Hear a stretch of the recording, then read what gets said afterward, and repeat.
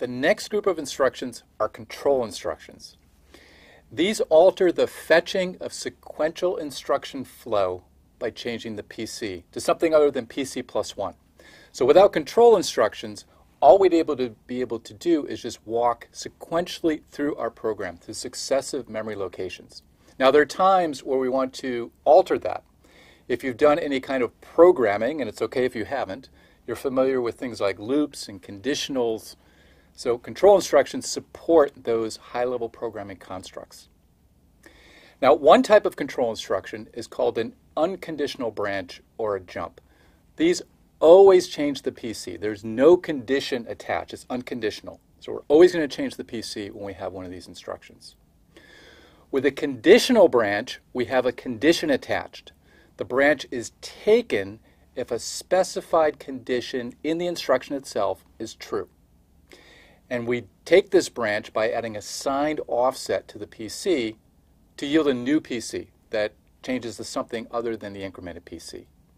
Now, if the condition is not met, the branch is not taken, and we don't change the PC, it's already pointing to the next sequential instruction. Remember, we changed that when we did instruction fetch. We incremented the PC, and so we just leave it alone and get the next instruction after the branch. We also have a trap instruction. Now, a trap instruction is used to call an operating system service routine. So we sometimes need the operating system to do privileged operations that we users don't have the ability to do in most machines, including our smartphones. So a trap instruction will change the PC to the address of a specific operating service routine.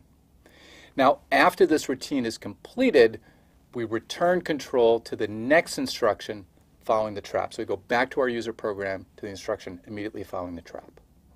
In order to support conditional branch instructions, the LC3 has what's called condition codes. And it has 3 condition code bits. Now, this is a special register which is loaded under specific conditions by the finite state machine control. And the 3 bits are N for negative, and Z for 0, and P for positive.